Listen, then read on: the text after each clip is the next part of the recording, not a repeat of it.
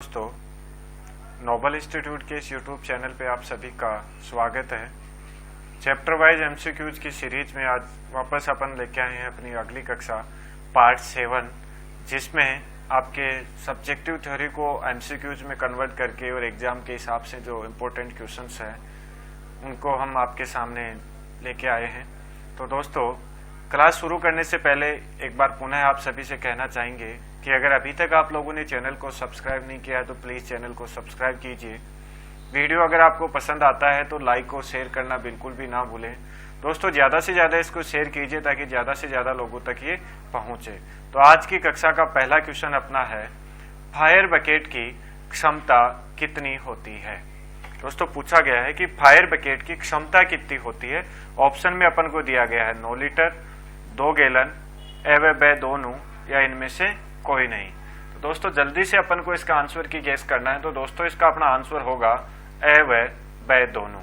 Fire bucket की क्षमता 9 litre भी होती है और अपन कह सकते हैं कितनी होती है, 2 गैलन भी होती है। दोनों इसके माप में शामिल हैं। तो दोस्तों, इसका अपना आंसर होगा ए व ब दोनों। 2 नंबर सेकेंड क्वेश्चन है, फायर बकेट का रंग कैसा होता है।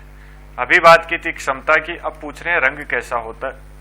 ऑप्शन ए में लाल, ब में काला, स में सफेद और द में पीला। तो दोस्तों, फायर बकेट की अगर रंग की बात करें तो फायर बकेट का रंग अपना लाल होता है। अगला क्वेश्चन है दोस्तों, फायर बकेट पर फायर या आग शब्द कौन से रंग से लिखा होता है। मतलब अपन को पता है कि फायर बकेट का रंग तो लाल होता है। अब पूछा जा रहा है कि फायर बकेट पे जो फायर या आग लिखा जाता है वो कौन से रंग में लिखा जाता है। ऑप्शन ए है काला, बी सफेद, सी काला व सफेद दोनों, डी इनमें से कोई नहीं। तो दोस्तों, अपना आंसर होगा सी काला व सफेद दोनों, इसका आंसर होगा। तो दोस्तों, अगला क्वेश्चन है, फायर बकेट कितने प्रकार की होती है। बड़ा ही अच्छा क्वेश्चन है दोस्तों कि फायर बकेट कितने प्रकार की होती है। जल्दी से गेस कीजिए दोस्तों। तो ऑप्शन ए में है 2 प्रकार, ब में 4 प्रकार, सी में 3 और डी में 1 प्रकार का ऑप्शन आपको मिल रहा है। तो दोस्तों, इसका अपना जवाब हो जाएगा कि फायर बकेट 2 प्रकार की होती है। दोस्तों, अगला क्वेश्चन है, निम्न में फायर बकेट के प्रकार हैं। जैसे अभी अपन ने पता चला कि 2 प्रकार की होती है। अब ये पूछ लिया कि 2 प्रकार होते कौन कौन से। देखो, एकदम से रिवीजन हो रहा है अपना। तो दोस्तों, ऑप्शन ए साधारण चपटे पेंदे वाली, ब गोल पेंदे वाली, तो सी ए व ब दोनों। दोस्तों, अपना आंसर हो जाएगा सी। देखो दोस्तों, इसकी बात करें तो एक अपना जो होता है वो होती है राउंड बॉटम, गोल पेंदे वाली, और दूसरी अपनी होती है फ्लैट बॉटम, मतलब चपटे पेंदे वाली। इस तरीके से ये 2 प्रकार आपके फायर बकेट के होते हैं। अगला क्वेश्चन है दोस्तों, फायर बकेट में बालू या सूखी रेत भरी होती है तो उसे क्या कहते हैं। ऑप्शन ए वाटर बकेट कहते हैं, ब फायर बकेट कहते हैं, स सैंड बकेट कहते हैं और द उपरोक्त सभी।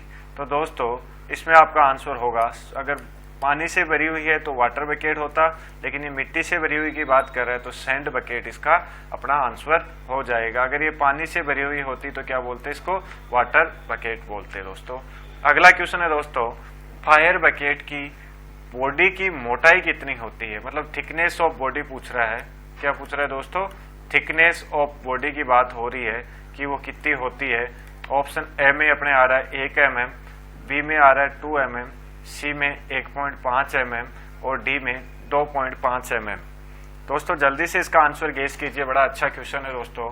तो इसका आंसर अपना होगा, फायर बकेट की बॉडी की मोटाई 1 mm होती है। दोस्तों, अगला क्वेश्चन है, फायर बीटर का आईएस कोड क्या होता है। फायर बीटर के आईएस कोड के बारे में पूछा जा रहा है। दोस्तों, मैं आपको बता दूं कि जैसे अपन इधर फायर बकेट की बात कर रहे थे, अब फायर बीटर का आईएस कोड पूछ लिया। ऑप्शन ए 8096, ब 2546, स 3814 और डी है अपना 15381। तो दोस्तों, फायर बीटर की बात करें तो उसका आईएस कोड होता है 8096, और 2546 की अगर बात करें तो ये अपने फायर बकेट का आईएस कोड होता है। और ये किसका था भाई, फायर बीटर का है।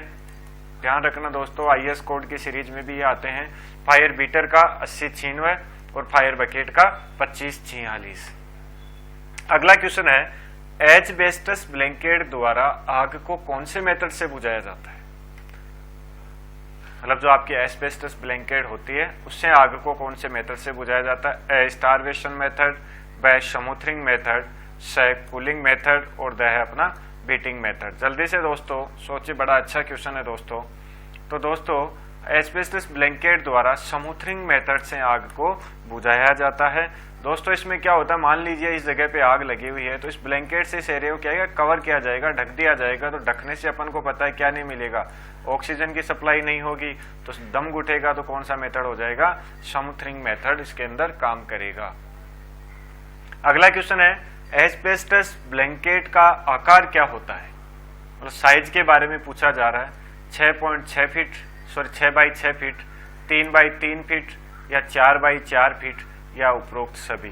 दोस्तों बड़ा ही अच्छा क्वेश्चन है कि इसकी आकार के बारे में पूछ रहा है, तो दोस्तों अपना हो जाएगा उपरोक्त सभी, इसका आंसर हो जाएगा। दोस्तों जैसे बात करें मीटर में तो 1.8 गुणा 1.8 हो जाएगा, 1 बाई 1 मीटर हो जाएगा और 1.2 बाई 1.2 मीटर इसके मीटर में हो जाएगा। अगला है दोस्तों, एस्बेस्टस ब्लैंकेट का आईएस कोड क्या होता है? ऑप्शन 8096, 15381, 884 और 5290। दोस्तों 8096 की अगर बात करें तो ये अभी अपन ने बात की थी कि ये किसका था? फायर बीटर का था। तो इसका ऑप्शन की बात करें आंसर की एस्बेस्टस ब्लैंकेट, तो 15381 आपका किसका हो जाएगा? एस्बेस्टस ब्लैंकेट का हो जाएगा। ठीक है दोस्तों, ये अपना हो जाएगा। होज रील जो ट्यूबिंग होती है, नली होती है, रबड़ का बना हुआ जो पाइप होता है उसका हो जाएगा। और ये किसका हो जाएगा? आपका लैंडिंग वाल्व का हो जाएगा, लैंडिंग वाल्व का हो जाएगा।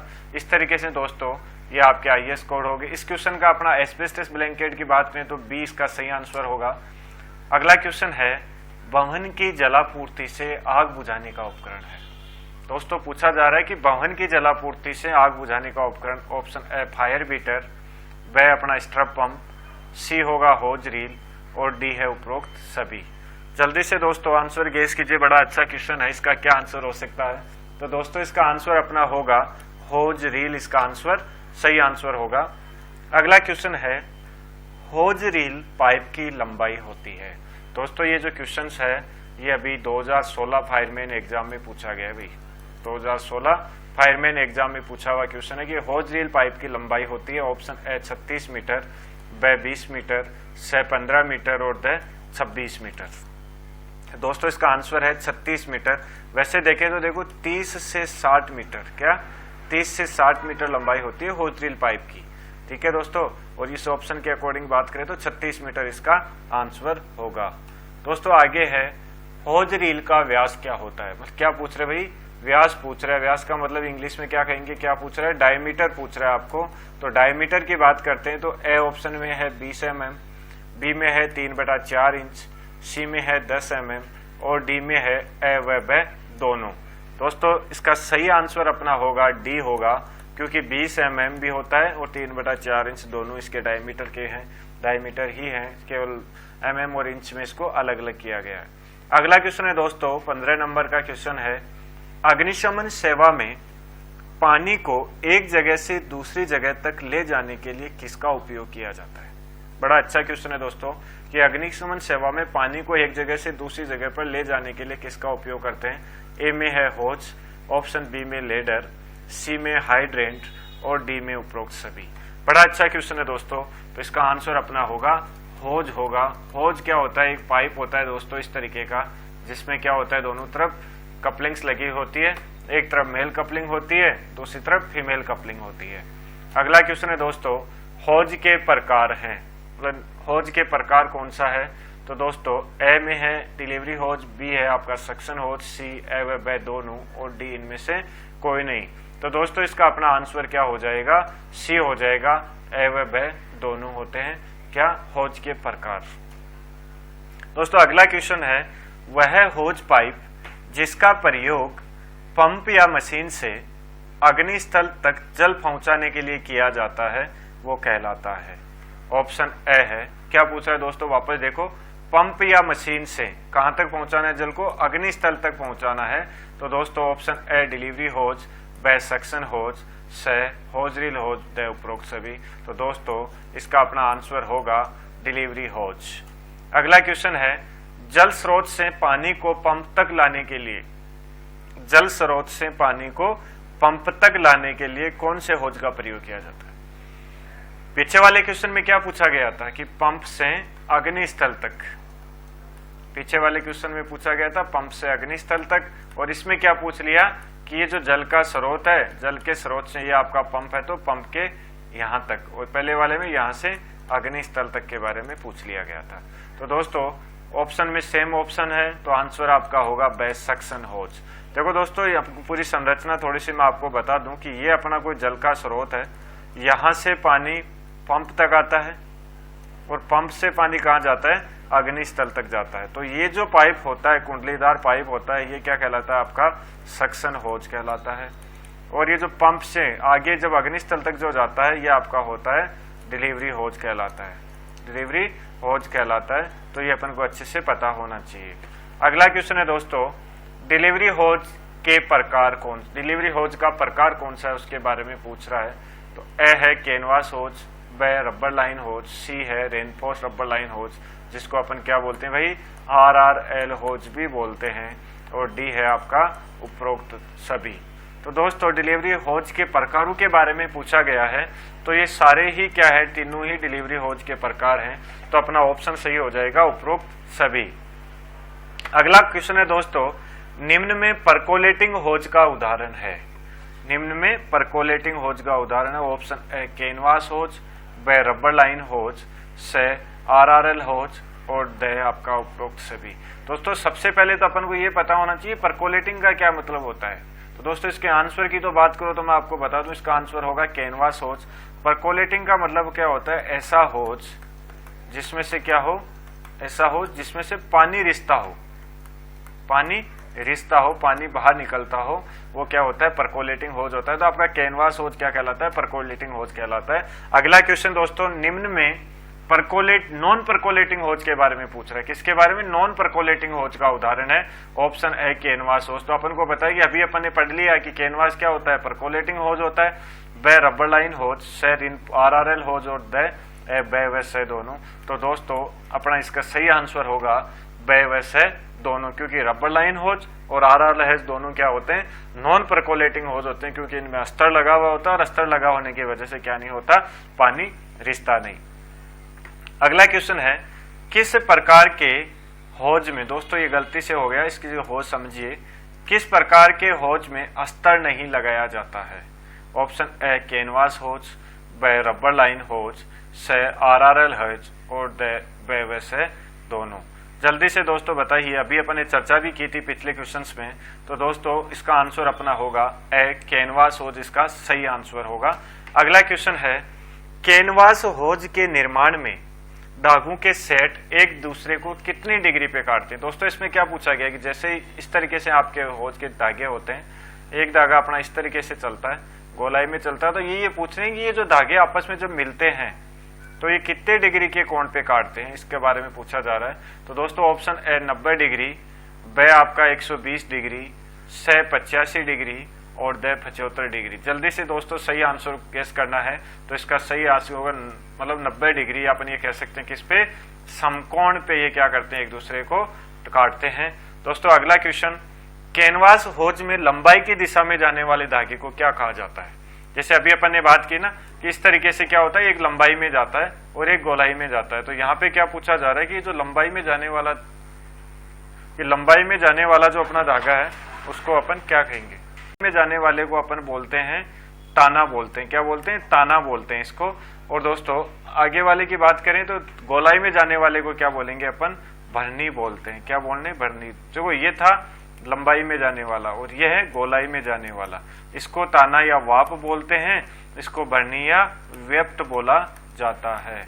तो दोस्तों अगला क्वेश्चन है, होज क्या होता है? मतलब होज किससे बना हुआ होता है वो बात करें। किरमिच का पाइप होता है, प्लास्टिक का पाइप होता है, रबर का पाइप होता है, या एल्यूमिनियम का पाइप होता है? तो दोस्तों सही आंसर अपना होगा कि होज क्या होता है? आपका किरमिच का पाइप होता है। अगला क्वेश्चन दोस्तों, होज की बुनाई कितने प्रकार की होती है? मतलब होज कितने प्रकार से बना हुआ होता है? दोस्तों ऑप्शन ए 4, ब 2 स 1 और द 3। होज की बुनाई कितने प्रकार की होती है? दोस्तों इसकी आंसर होगा 2।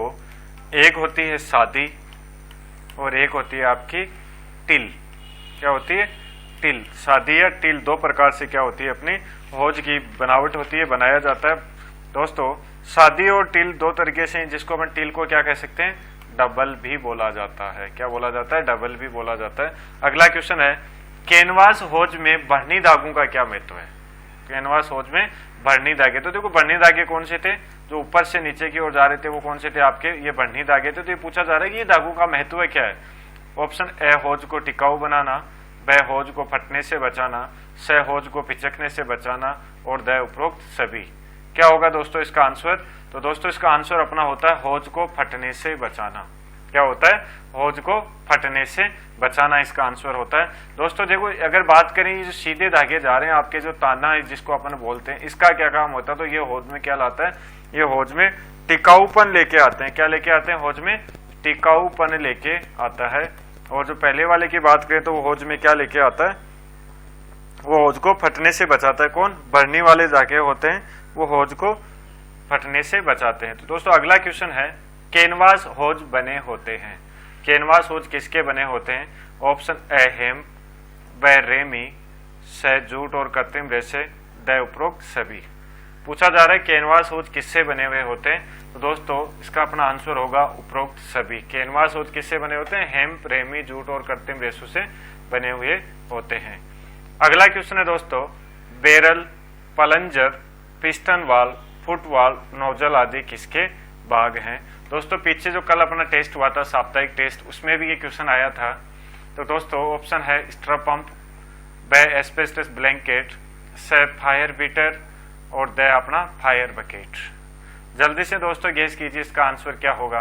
तो दोस्तों इसका अपना आंसर होता है स्ट्रप पंप। ये जो आपके बैरल है, प्लंजर है, piston valve, foot valve, nozzle आदि किसके भाग होते हैं? आपके स्ट्रप पंप, जिसको दूसरा नाम क्या दिया जाता है? रकाबदार पंप भी बोला जाता है, उसके क्या होते हैं? ये भाग होते हैं। आज की कक्षा का अंतिम क्वेश्चन, कौन सी होज वजन में हल्की होती है? ऑप्शन ए कैनवास होज, ब रबर लाइन होज, स होज रील होज और द उपरोक्त सभी। जल्दी से गेस कीजिए दोस्तों कौन सी होज वजन में हल्की होती है? तो दोस्तों इसका आंसर होता है कैनवास होज क्या होती है? वजन में हल्की होती है। क्योंकि रबर लाइन जो होज होती है वो क्या होती है? कैनवास होज में किसका अस्तर लगाया जाता है? रबर का अस्तर लगाया जाता है, तो इससे क्या हो जाती है? भारी हो जाती है। तो दोस्तों ये थी अपनी आज की कक्षा, चैप्टर वाइज एमसीक्यूज का पार्ट 7। दोस्तों मिलते हैं अगली कक्षा में नए क्वेश्चंस के साथ। तब तक के लिए नमस्कार, जय हिंद, जय भारत।